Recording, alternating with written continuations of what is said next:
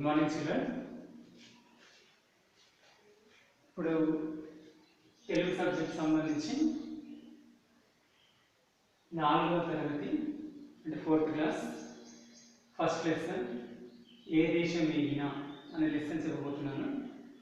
I'm Chandrashekar sir. ఓకేనా, వింటున్నారా? ఈ ఏ దేశం ఏగినా అనే పాఠానికి సంబంధించి దీన్ని రాసిన అతను రచయిత Rayaprolu Subbarao. 4th class Telugu first lesson 1వ పాఠం ఏ దేశం ఏగినా. పాఠం పేరు ఈ గేయం అన్నమాట. ఈ పాఠం ఓకే, ఇది గేయం.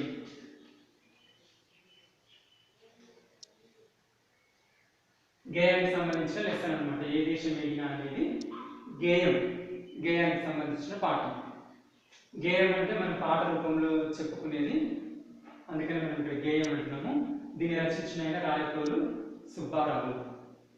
ఓకేనా, అయితే దీనికి సంబంధించి ఈ గేయంలో మనకు కొన్ని అర్థాలు తీసుకుంటే ఇక్కడ మీకు ఒక 20 అర్థాలు రాసిన, 20 అర్థాలు రాసిన మీకు నేను ఒక్కొక్క ఈ పదానికి సంబంధించి ఈ అర్థం తెలుసుకుంటే మనం ఈ గేయం పాడుకుంటున్నప్పుడు దీని గురించి చెప్పుకుంటున్నప్పుడు మీకు ఇంకా ఈజీగా అర్థమైపోతుంది అన్నమాట. కాబట్టి మనం ఒక్కొక్కటి ఇప్పుడు దీంట్లో ఉన్న అర్థాలకు సంబంధించింది ఒక్కొక్కటి నేను చెప్పుకుంటూ పోతే, మామూలుగా దేశం అంటే మాతృభూమి అని అర్థం వస్తుంది. కాలిడిన అంటే కాలు పెట్టిన. ఓకే, మళ్ళీ ఎక్స్ప్లెయిన్ చేస్తాను నేను. పీఠం అంటే సింహాసనం. పొగడడం అంటే గొప్పగా చెప్పడం. తల్లి అంటే మాత, మన అమ్మ అంటారా తల్లిని మాత. మన దేశం మనకు తల్లి అంటే అనమాట, కాబట్టి ఇక్కడ మాత.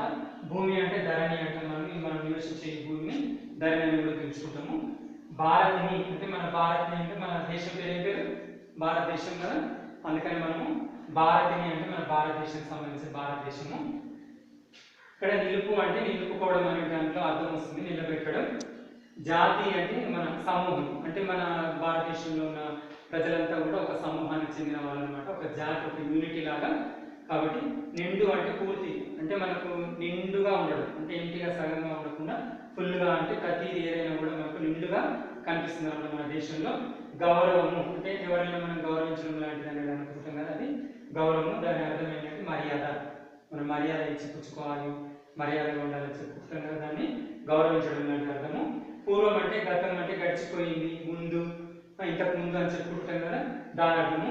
పుణ్యం అంటే మంచి పని, పుణ్యకార్యాలు పాపకార్యాలు అని చెప్పుకుంటాం కదా, కాబట్టి ఇక్కడ పుణ్యం అంటే మనకు మంచి పని. యోగా అంటే దీనికి సంబంధించింది తపస్సు చేసుకోవడం లాంటిది కానీ, ఇక్కడ అదృష్టం, మన అదృష్టం అని అనుకుంటాం కదా, అలాంటిది కానీ దాని అర్థం ఇది. బలం అంటే మామూలుగా మనకు శక్తి, యుక్తులు. యుక్తి అంటే మన తెలివితోటి కూడుకున్నది. శక్తి అంటే మన బాడీకి సంబంధించింది బలం అన్నట్టు. జనించి అంటే పుట్టడం, పుట్టి అంటే భర్త అనుకుంటాం కదా మనం, జనించడం అనేది పుట్టడం. ఇక స్వర్గఖండం అంటే మన భారతదేశం అనేది మనకు స్వర్గఖండం లాంటిది అనమాట. దాని స్వర్గఖండం అర్థం ఏంటంటే దేవలోకం, అంటే ఇప్పుడు దేవుడు ఉండేదాన్ని మనము స్వర్గం అంటున్నాము. కాబట్టి మన భారతదేశం అనేది మనకు స్వర్గఖండం లాంటిది అనమాట. పువ్వులు అంటే మన పువ్వులు అని పిలుచుకుంటాం కదా, దాన్ని మనం పువ్వులు అని చెప్పుకుంటాం. దీంట్లో ప్రేమించడం అంటే ఇష్టపడము. మన భారతదేశాన్ని మనం ఇష్టపడుతున్నాం, మన తల్లితో సమానం కాబట్టి భారతదేశాన్ని మనం ఇష్టపడుతున్నాము. మనం ఎందుకంటే ఈ దేశం పైన మనం జన్మించినాం కాబట్టి, దేశంలో ఈ గడ్డ పైన జన్మించినాం కాబట్టి, ఈ భూమి పైన జన్మించినాం కాబట్టి ఇష్టపడడం అనేది. ఇక కనక గర్భం అంటే, కనకం అంటే మామూలుగా మనం బంగారం అని పిలుచుకుంటాము. గర్భం అంటే పొట్ట, అంటే మన భూమి యొక్క ఈ బంగారు పొట్ట నుంచి మనము జన్మించినాం అనమాట, మనము పుట్టినాం అనమాట. దీని ఈ గేయానికి సంబంధించిన కొన్ని మనకు అర్థాలు ఇక్కడ రాయబడింది, రాష్ట్రాన్ని మీకు. తర్వాత ఒక్కొక్కటి మనము ఈ పదానికి సంబంధించిన అర్థం తెలుసుకుంటూ మనం పాఠంలోకి వెళ్ళిపోతాం అనమాట. పాఠం అంటే గేయ రూపంలో ఉన్నది, ఏ దేశం ఏగినా అనేది పాట రూపంలో అనమాట. అయితే ఇక్కడ నేను ఒక్కొక్క లైన్ నేను పాడుతూ మీకు చెప్తూ ఉంటా, మీరు కూడా నాతో పాటు చెప్పాలి, ప్రాక్టీస్ చేయాలన్నమాట. కాబట్టి మంచిగా స్పష్టంగా మనం ఈ గేయాన్ని చెప్పుకుందాం. ఓకేనా, మీరు మామూలుగా పాట పాడుకుంటూనే ఉంటారు కదా, అదేవిధంగా మనం ఈ ఏ దేశం ఏగినా అనే గేయానికి సంబంధించి కూడా ఒక పాట రూపంలో చెప్పుకోవడం, పాట పాడుకుంటూ ఉన్నాం. నేను పాట పాడుకుంటూ మీకు చెప్తుంటా, మీరు కూడా నాతో పాటు అన్నది మీకు ప్రాక్టీస్ అవుతుంటుంది. దాంతోపాటు ఈ అర్థాలు కూడా చూసుకుంటూ ఉండండి. వీటి అర్థాలు తెలుసుకుంటూ ఉండండి, మీకు ఈజీగా అర్థమైపోతుంది. ఓకేనా? ఏ దేశమేగినా ఎందుకాలిడినా, ఏ దేశమేగినా ఎందుకాలిడినా, ఏ పీఠమెక్కినా ఎవ్వరేమనినా, ఏ పీఠమెక్కినా ఎవ్వరేమనినా, పొగడరా నీ తల్లి భూమి భారతిని, పొగడరా నీ తల్లి భూమి భారతిని, నిలుపరా నీ జాతి నిండు గౌరవము, నిలుపరా నీ జాతి నిండు గౌరవము, ఏ దేశమేగినా ఎందుకాలిడినా, ఏ దేశమేగినా ఎందుకాలిడినా, ఏ పీఠమెక్కినా ఎవ్వరేమనినా, ఏ పీఠమెక్కినా ఎవ్వరేమనినా, పొగడరా నీ తల్లి భూమి భారతిని, నిలుపరా నీ జాతి నిండు గౌరవము. ఓకే, ఇది పల్లవికి సంబంధించి నేను చెప్తున్నాను కదా, మీరు కూడా అంటున్నారు కదా, అనాలి. అట్లా అనుకుంటేనే మీకు వస్తుంది. కాబట్టి ఇక్కడ మీకు కావాలంటే నేను దీన్ని చూపించుకుంటూ ఒక్కొక్క లైన్ మీకు చెప్తూ ఉంటాను నేను.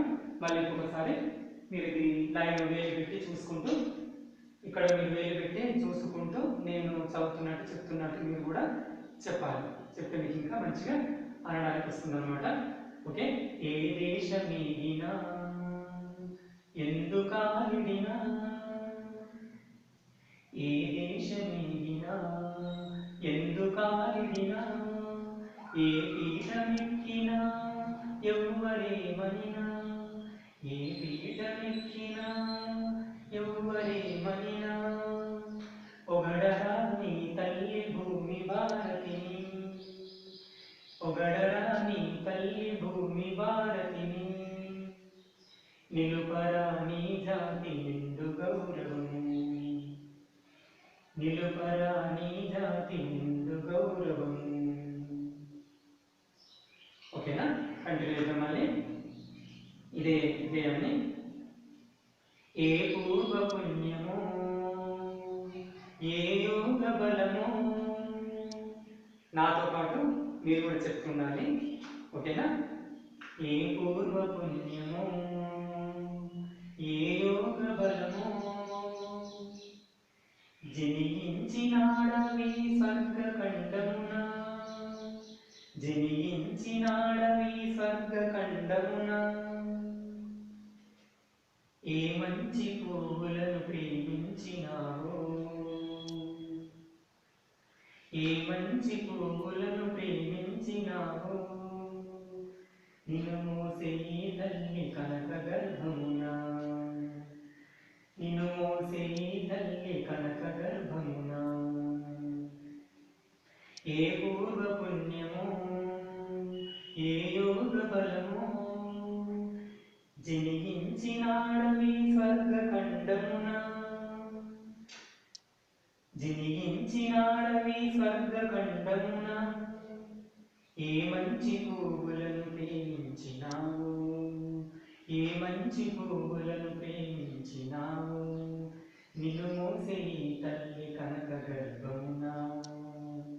ఓకే, ఏ దేశమేగినా ఎందుకాలిడినా, ఏ దేశమేగినా ఎందుకాలిడినా, ఏ పీఠమెక్కినా ఎవ్వరేమనినా, పొగడరా నీ తల్లి భూమి భారతిని, నిలుపరా నీ జాతి నిండు గౌరవము. ఓకే, ఈ రకంగా ఏ దేశమేగినా అనే గేయాన్ని మనం పాట రూపంలో చెప్పుకుంటున్నాము. నేను రాజపల్లి సుబ్బారావు రాసింది. ఆ రకంగా ఇప్పుడు ఈ రకంగానే మనం రాగం తీసుకుంటూ ఈ గేయాన్ని మన పాట రూపంలో పాడుకోవాలి. ఓకేనా? ఒక పల్లవి ఒక చరణం లాగా రెండు చెప్పినవి ఇప్పుడు. ఓకేనా? ఇప్పుడు ఏ దేశం ఇప్పుడు మామూలుగా ఈ గేయానికి సంబంధించి మనం అర్థాలు రాసుకున్నాం కదా, వీటికి సంబంధించిన మీనింగ్స్ అర్థాలు మనం తెలుసుకుంటున్నాము. ఇవన్నీ తెలుసుకున్న తర్వాత మనం ఎక్స్ప్లెయిన్ చేసి మీకు ఇంకా ఈజీగా అర్థమైపోతుంది అనమాట. ఓకేనా? ఏ దేశం ఏగినా ఎందుకాలిడినా, అయితే మనది భారతదేశం. మనం పుట్టింది భారతదేశంలో.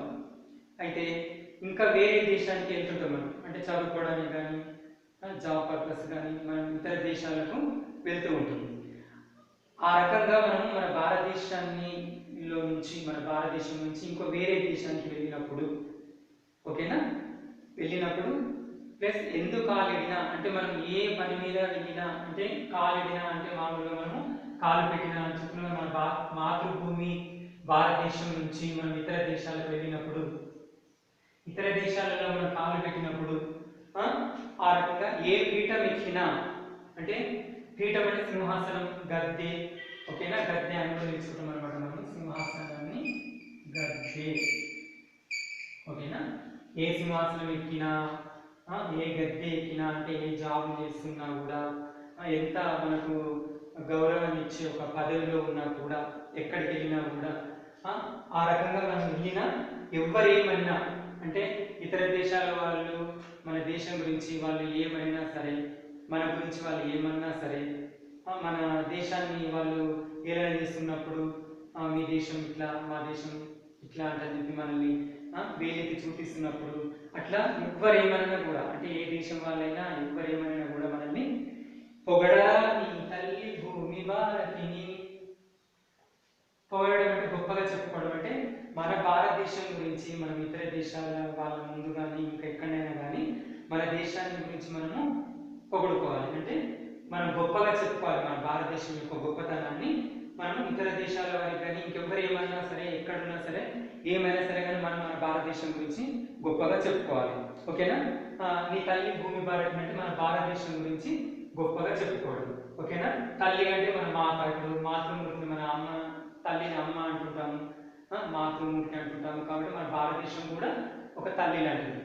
ఇప్పుడు కన్న తల్లిని, ఉన్న ఊరిని మనం ఎంత గౌరవిస్తాము, ఎంత ప్రేమిస్తాము. మనం కూడా ఆ ఉన్న ఊరు కానీ కన్న తల్లి కానీ మనకి ఎంత చేస్తుంది. ఆ రకంగా మన కన్న తల్లిని, మన ఊరిని మనం ఎట్లయితే గుర్తుపెట్టుకుంటామో, ఎంతైతే ప్రేమిస్తామో, అదే మాదిరిగా మన భారతదేశాన్ని కూడా మనము అదే విధంగా ప్రేమించాలి, గౌరవించాలి, పొగడాలి. ఈ రకంగా మన భారతదేశం గొప్పతనాన్ని మనం ఇతరులకు తెలియజేయాలన్నమాట, ఓకేనా. నిలుపరా నీ జాతి నిండు గౌరవము. అయితే ఇక్కడ మన భూమి అంటే మన ధరణి, భూమి, నేల అవన్నీ కూడా చెప్పుకుంటున్నాం మనము. భారతీయ అంటే మన భారతదేశం యొక్క ఖ్యాతిని మనము చెప్పుకోవాలి, ఓకేనా.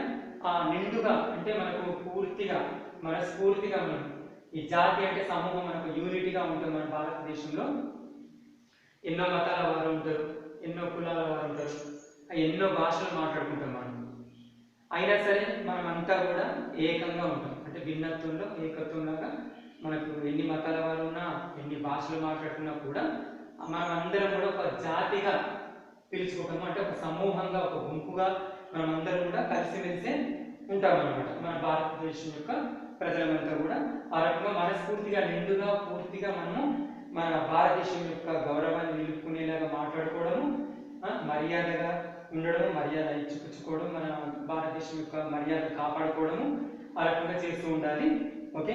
ఏ పూర్వ పుణ్యము ఏ యోగ బలము. ఏ పూర్వ పుణ్యము అంటే గతం ముందు అంటున్నాం, అంటే మన పూర్వము, మన పూర్వజన్మల, మనం ఇంతకుముందు ఈ భూమి మీద పుట్టినప్పుడు ఆ పూర్వము, మనము పూర్వజన్మల మనం ఎలా ఉండేటోళ్ళము, ఎప్పుడు ఆ రకంగా ఎట్లా ఉండేటోళ్ళమో మనకు తెలియదు.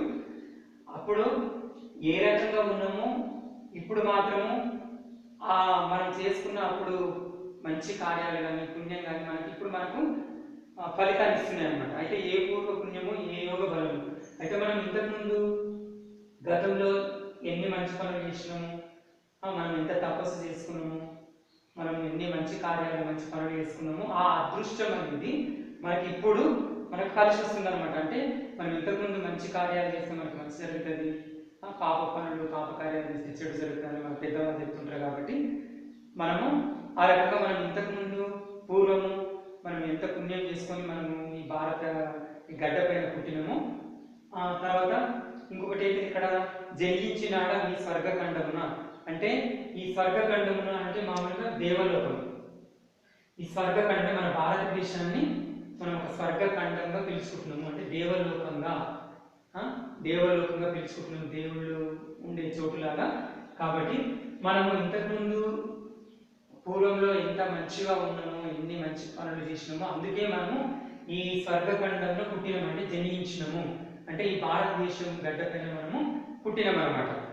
తర్వాత పువ్వులు, ఏ మంచి పువ్వులను ప్రేమించినావో, అంటే మంచి పువ్వులను మనం ప్రేమించాలంటే ఇప్పుడు ప్రకృతి, నేచర్లో మనం ప్రకృతిని కూడా ఆరాధిస్తాము, ప్రకృతిని కూడా పూజిస్తుంటాం. మన భారతదేశం యొక్క గొప్పతనం ఏంటంటే మన దేవుళ్లకు ఇప్పుడు విగ్రహ రూపంలో పూజించడం, పటాల రూపంలో పూజించడం లాంటివి కాకుండా ఈ ప్రకృతిలో ఉన్న వాటికి సంబంధించి కూడా మనం పూజిస్తుంటాం. ఈ చెట్లను పూజిస్తాము, అగ్నిని పూజిస్తుంటాము, నీరుని పూజిస్తుంటాము. ఈ రకంగా ప్రకృతిలో పువ్వులను ప్రేమించడం, ఈ రకంగా ప్రకృతిని మనం ప్రేమిస్తూ ఉంటాం అనమాట. అంటే ఏ మంచి పువ్వులను, అంటే మంచి సువాసనలు ఇచ్చే పువ్వులు, అంటే అన్ని పువ్వులు మంచి వాసనలు ఇవ్వవు. చూడడానికి ఆ పువ్వులు అందంగా మంచిగా కనిపించినా కూడా అవి మంచి సువాసనను వెదజల్లలేవు. మామూలుగా చిన్న చిన్న పువ్వులైనా సరే మంచి పువ్వులు అవి మంచి సువాసనను వెదజల్లుతాయి అన్నమాట. ఆ రకంగా మనం ఏ మంచి పువ్వులను ప్రేమించినామో, నిన్ను మోసే ఈ తల్లి కనక గర్భమున, అంటే మనల్ని మోస్తుంది మన భారతదేశము, ఈ భూమి మనల్ని మోస్తుంది అనమాట. అంటే మనము ఈ కనక గర్భంలో పుట్టినమంటే బంగారు కొట్ట, అంటే మన భారతదేశం యొక్క భూమిని మనము బంగారు కొట్టలాగా భావిస్తున్నాము. అంటే మన కన్న తల్లి కొట్టలో మనం నుండి ఎట్లయితే మనము జనించి అంటే పుడతామో, అదే మాదిరిగా మన భారతదేశము కడుపులో కూడా మనం పుట్టినట్టే అనమాట. మన దేశంలో పుట్టినాం కాబట్టి మన భారత మాతను కన్న తల్లిలాగా అనుకుంటున్నాము. కాబట్టి ఆమె కడుపులోనే మనం పుట్టినట్టు ఆమె మంచి బంగారు కొట్టల నుంచి మనం బయటికి వచ్చినాం అనమాట. ఆ రకంగా మన భారతదేశం యొక్క గొప్పతనాన్ని మనము చాటుకోవాలి, చెప్పుకోవాలన్నమాట. మనం ఏ పొజిషన్లో ఉన్నా సరే, ఏ దేశం వెళ్ళినా సరే, ఎవరైనా ఏమైనా మన భారతదేశం గురించి ఎంత చెడుగా మాట్లాడే ఏం చేసినా కూడా మనము మన భారతదేశం యొక్క గొప్పతనాన్ని మనము చాటుకోవాలి. ఇంతకుముందు చెప్పిన నేను, ఎందుకంటే మన భారతదేశంలో కేవలము మనం హిందువులమే ఉన్నాము అన్నట్టు కాకుండా ముస్లింలు, క్రైస్తవులు, అంటే ఎన్నో సిక్కులు, ఇట్లా ఎన్నో మతాల వారు మన భారతదేశం పైన నివసిస్తుంటారు. ఆయా మతాల వారు మాట్లాడుకునే ఆ భాషలు కూడా వేరుగా ఉంటుంది. ఇప్పుడు మన మాతృభాష తెలుగు గురించి మనం చెప్పుకుంటున్నాం, కానీ మనం తెలుగే మాట్లాడుతున్నాం, మన తెలుగు వాళ్ళే ఉన్నారు అని కాకుండా వేరే వేరే లాంగ్వేజ్లు మాట్లాడే వాళ్ళు, వేరే వేరే మతాల వాళ్ళు కూడా మన భారతదేశంలో అందరము కలిసిమెలిసి ఉంటున్నాము.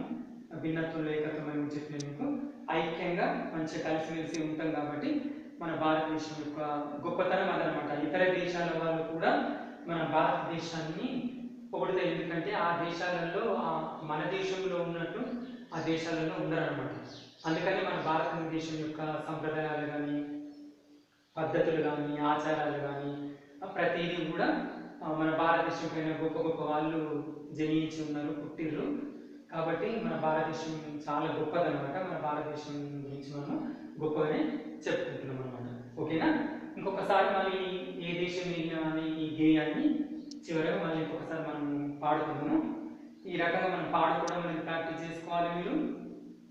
తర్వాత ఇక్కడ రాసిన అర్థాలను మీరు రాసుకొని నోట్ చేసుకొని నేర్చుకోవాలి. ఇవన్నీ కూడా నేను మళ్ళీ నెక్స్ట్ క్లాస్లో ఈ మీనింగ్స్ అడుగుతుంటే మళ్ళీ మీరు చెప్పాలి. ఏ దేశం వెళ్ళినా అనేది కూడా మంచిగా ఫ్లూయెన్సీగా, మంచిగా రాగయుక్తంగా మనకు పాడతాం కాబట్టి మీరు కూడా నేర్చుకుని పాడి మాకు వినిపించాలి. ఓకేనా? ఇంకొకసారి మనం ఏ దేశం వెళ్ళినా అని ఈ గేయాన్ని రాయపల్లి సుబ్బారావు రాసిందని మనం ఇంకొకసారి చెప్పుకుందాం. ఓకేనా? నాతో పాటు మీరు కూడా అలాంటి నేర్చుకోండి. ఏ దేశం వెళ్ళినా ఎందుకాలిడినా, ఏ దేశం వెళ్ళినా ఎందుకాలిడినా, ఏ పీఠమెక్కినా ఎవ్వరేమనినా, ఏ పీఠమెక్కినా ఎవ్వరేమనినా, పొగడరా నీ తల్లి భూమి భారతిని, పొగడరా నీ తల్లి భూమి భారతిని, నిలుపరా నీ జాతి నిండు గౌరవము. ఏ పూర్వ పుణ్యము, ఏ యోగ బలము, ఏ పూర్వ పుణ్యము, ఏ యోగ బలము, జనించినాడవి స్వర్గఖండమున, జనించినాడవి స్వర్గఖండమున, ఏ మంచి పువ్వులను ప్రేమించినావు, ఏ మంచి పువ్వులను ప్రేమించినావు నిన్ను మోసే ఈ తల్లి కనక గర్భమున నిన్ను మోసే ఈ తల్లి కనక గర్భమున ఏ దేశమేగినా ఎందుకాలిడినా ఏ పీఠమెక్కినా ఎవ్వరేమనినా పొగడరా నీ తల్లి భూమి భారతిని నిలుపరా నీ జాతి నిండు గౌరవం. ఓకే, ఇప్పుడు శ్రద్ధగా మంచిగా ఈ గేయాన్ని నాతో పాటు మీరు కూడా పాడాలని అనుకుంటున్నా. అదేవిధంగా ఇక్కడ రాసిన అర్థాలు కూడా మీరు నోట్ చేసి అనుకుంటున్నా. నెక్స్ట్ క్లాస్లో నేను ఆ గేయాన్ని మీతో నేను చెప్పించుకుంటా. ఇందులో ఉన్న అర్థాలకు ఇక్కడ మామూలు పదాలకు అర్థాలు రాసిన కాబట్టి వాటి అర్థాలు కూడా మిమ్మల్ని అడుగుతా నేను. ఓకేనా? ఈరోజు ఈ క్లాస్ ఇంతవరకు చాలు. మీరు అన్నీ కూడా నేర్చుకుంటారు. రేపు నెక్స్ట్ క్లాస్లో నాకు ఇవన్నీ కూడా నేను అడుగుతుంటే క్వశ్చనింగ్ చేస్తా. మీరు నాకు అప్పచెప్పాలి. అంటే గేయ రూపంలో ఉన్నదాన్ని గేయం పాడి వినిపించాలి. ఇందులో రాసిన ఇప్పుడు 20 రాసిన అర్థాలు వీటికి సంబంధించి నేర్చుకుని నేను ఏ పదం అడిగినా దానికి అర్థము చెప్పగలను. ఓకేనా? Thanks all.